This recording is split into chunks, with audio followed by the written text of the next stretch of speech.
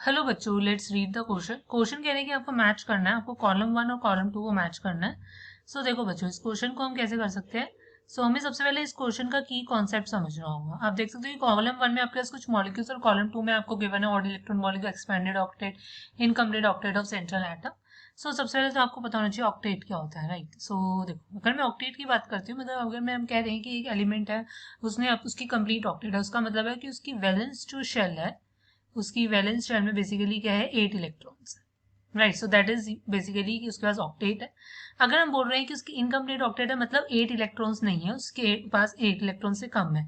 But अगर हम बोल रहे हैं कि उसकी ऑक्टेट जो है वो एक्सपेंडेड है, एक्सपेंडेड ऑक्टेट का मतलब होता है कि उसके पास मोर देन 8 इलेक्ट्रॉन्स है, राइट। उसके पास मोर देन 8 इलेक्ट्रॉन्स है।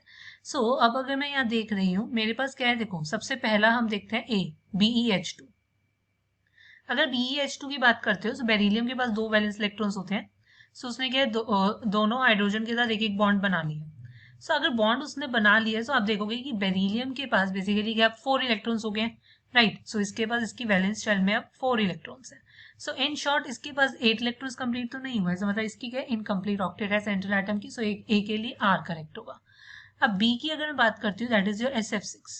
SF6 का आप कैसे देखोगे कि हमारे पास जो सल्फर होता है, सल्फर के पास क्या होते हैं, 6 वैलेंस इलेक्ट्रॉन्स होते हैं, राइट। सल्फर के पास क्या 6 वैलेंस इलेक्ट्रॉन्स है और उसने 6 के 6 बॉन्ड्स बना रखे हैं फ्लोरीन के साथ। कुछ इस टाइप से आप दिखाओगे।